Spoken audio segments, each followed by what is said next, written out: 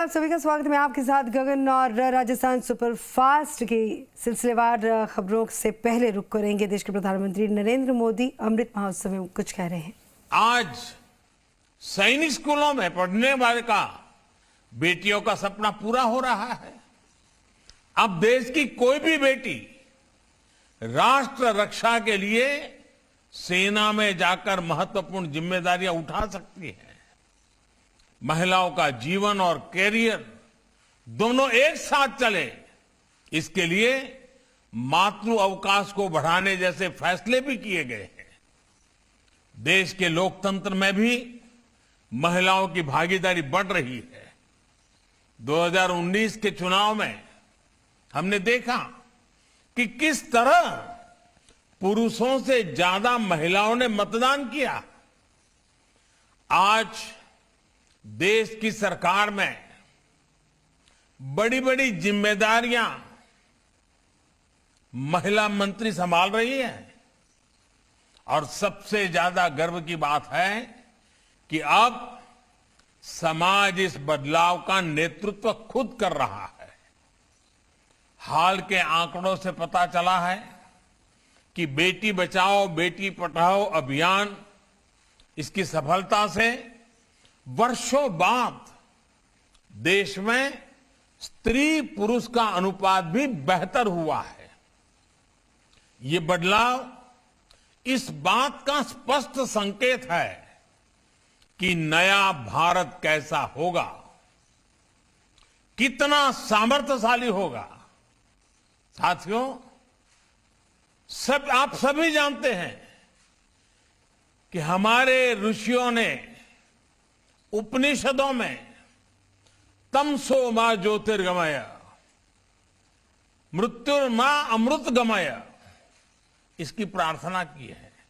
यानी हम अंधकार से प्रकाश की ओर बढ़ें, मृत्यु से परेशानियों से अमृत की ओर बढ़ें। अमृत और अमरत्व का रास्ता बिना ज्ञान के प्रकाशित नहीं होता। इसलिए अमृत काल के ये समय हमारे ज्ञान, शोध और इनोवेशन का समय है। हमें एक ऐसा भारत बनाना है जिसकी जड़ें प्राचीन परंपराओं और विरासत से जुड़ी होगी और जिसका विस्तार आधुनिकता के आकाश में अनंत तक होगा। हमें अपनी संस्कृति, अपनी सभ्यता, अपने संस्कारों को जीवंत रखना है। अपनी आध्यात्मिकता को, अपनी विविधता को संरक्षित और संवर्धित करना है और साथ ही टेक्नोलॉजी, इंफ्रास्ट्रक्चर, एजुकेशन, हेल्थ की संस्थाओं को निरंतर आधुनिक भी बनाना है। देश के इन प्रयासों में आप सभी की, ब्रह्मा कुमारी जैसी आध्यात्मिक संस्थाओं की बड़ी भूमिका है। मुझे खुशी है कि आप आध्यात्म के साथ साथ शिक्षा, स्वास्थ्य और कृषि जैसे कई क्षेत्रों में कई बड़े बड़े काम कर रहे हैं और आज जिस अभियान को आरंभ कर रहे हैं आप उसे ही आगे बढ़ा रहे हैं। अमृत महोत्सव के लिए आपने कई लक्ष्य भी तय किए हैं। आपके ये प्रयास देश को अवश्य एक नई ऊर्जा देंगे, नई शक्ति देंगे। आज देश किसानों को समृद्ध और आत्मनिर्भर बनाने के लिए ऑर्गेनिक फार्मिंग और नेचुरल फार्मिंग, प्राकृतिक खेती की दिशा में प्रयास कर रहा है। खान पान, आहार की शुद्धता को लेकर हमारी ब्रह्मा कुमारी बहनें समाज को लगातार जागरूक करती रही है।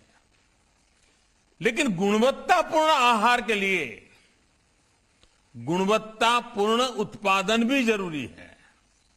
इसलिए ब्रह्मा कुमारी नेचुरल फार्मिंग को प्रमोट करने के लिए, प्राकृतिक खेती को बढ़ावा देने के लिए एक बहुत बड़ी प्रेरणा बन सकती है। कुछ गांवों को प्रेरित करके ऐसे मॉडल खड़े किए जा सकते हैं।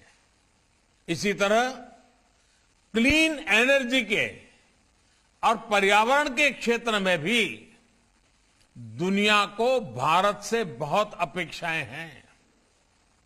आज क्लीन एनर्जी के कई विकल्प विकसित हो रहे हैं। इसे लेकर भी जन जागरण के लिए बड़े अभियान की जरूरत है। ब्रह्मा कुमारी ने तो सोलर पावर के क्षेत्र में सबके सामने एक उदाहरण रखा है। कितने ही समय से आपके आश्रम की रसोई में सोलर पावर से खाना बनाया जा रहा है।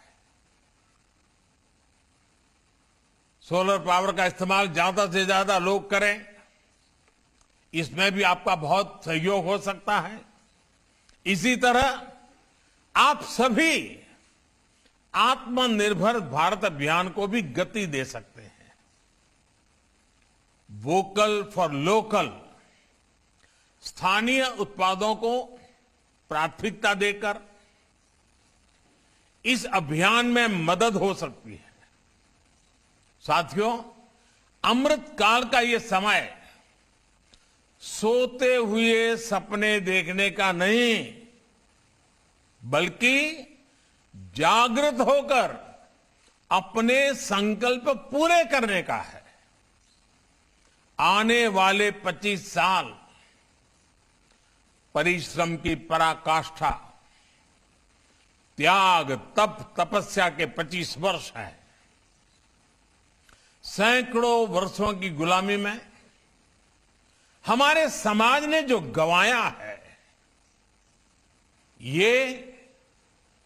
ये 25 वर्ष का कालखंड उसे दोबारा प्राप्त करने का है। इसलिए आजादी के इस अमृत महोत्सव में हमारा ध्यान भविष्य पर ही केंद्रित होना चाहिए। साथियों, हमारे समाज में एक अद्भुत सामर्थ्य है। ये एक ऐसा समाज है जिसमें चिर पुरातन और नित्य नूतन व्यवस्था है। हालांकि इस बात से कोई इनकार नहीं कर सकता कि समय के साथ कुछ बुराइयां व्यक्ति में भी, समाज में भी और देश में भी प्रवेश कर जाती है। जो लोग जागृत रहते हुए इन बुराइयों को जान लेते हैं, वो इन बुराइयों से बचने में सफल हो जाते हैं।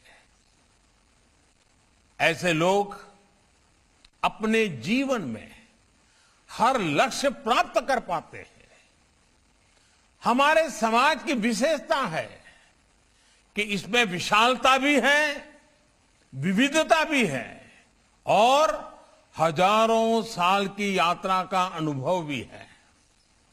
इसलिए हमारे समाज में बदलते हुए युग के साथ अपने आप को ढालने की एक अलग ही शक्ति है, एक इनहेरेंट स्ट्रेंथ है।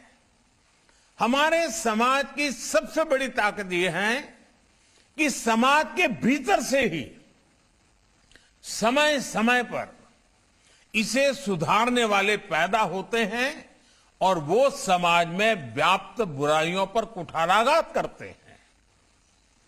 हमने ये भी देखा है कि समाज सुधार के प्रारंभिक वर्षों में अक्सर ऐसे लोगों को विरोध का भी सामना करना पड़ता है, कई बार तिरस्कार भी सहना पड़ता है, लेकिन ऐसे सिद्ध लोग समाज सुधार के काम से पीछे नहीं हटते, वो अडिग रहते हैं।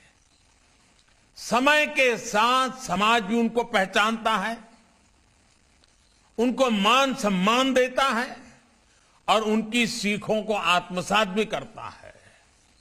इसलिए साथियों, हर युग के कालखंड के मूल्यों के आधार पर समाज को सजग रखना, समाज को दोष मुक्त रखना, ये बहुत अनिवार्य है और निरंतर करने वाली प्रक्रिया है।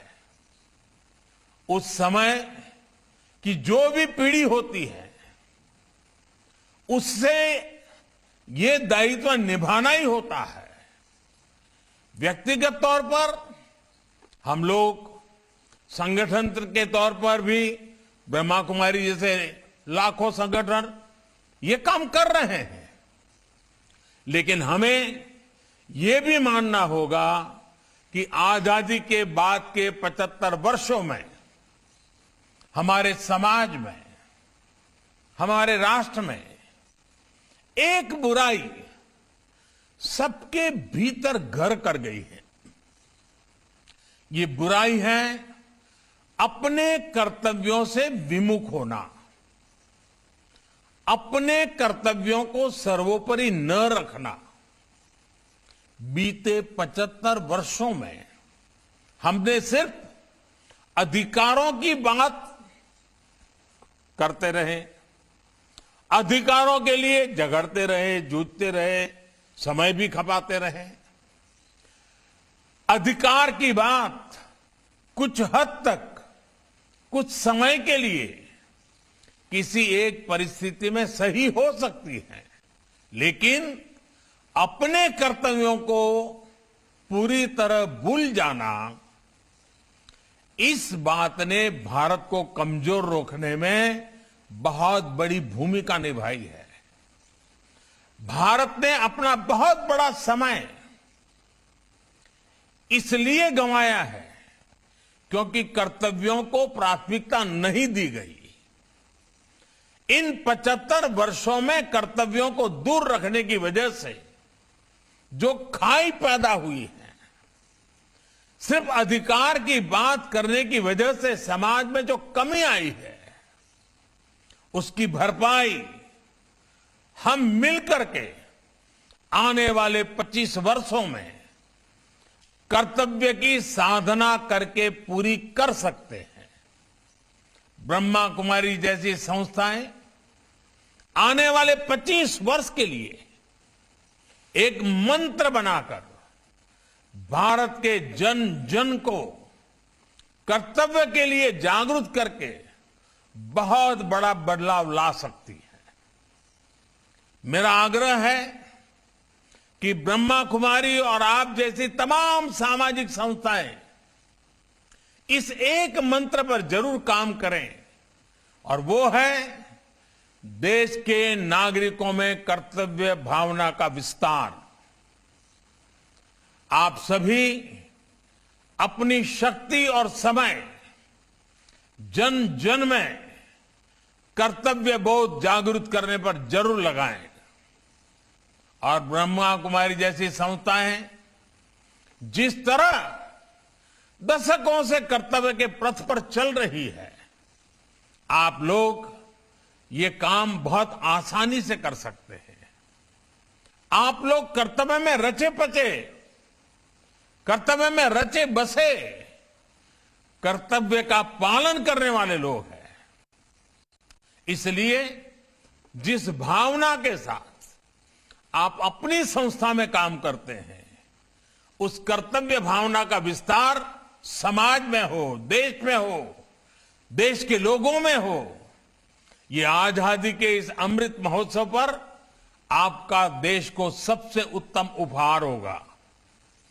आप लोगों ने एक कहानी जरूर सुनी होगी।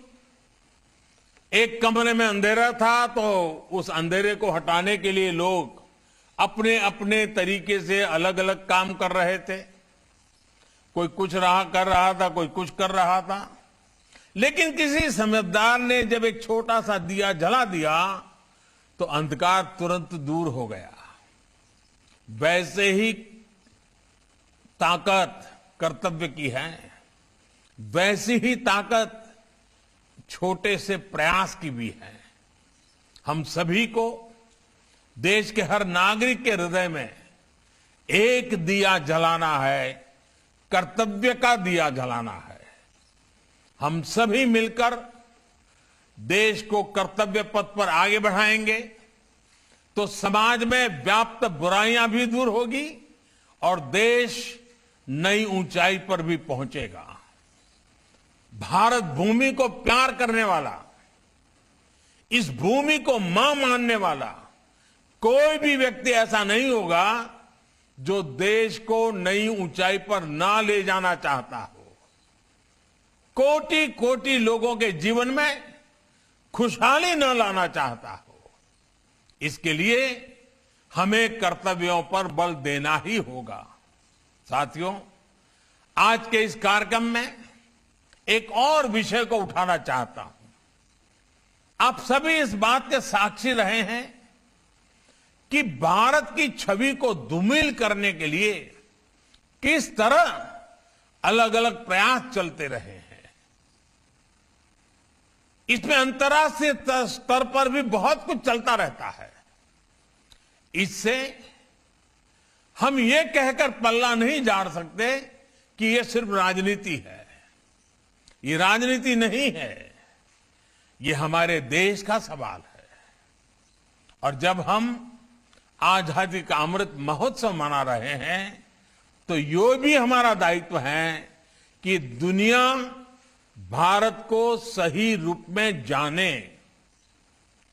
ऐसी संस्थाएं जिनकी अंतर्राष्ट्रीय क्षेत्र में दुनिया के कई देशों में उपस्थिति है, वो दूसरे देशों के लोगों तक भारत की सही बात को पहुंचाए।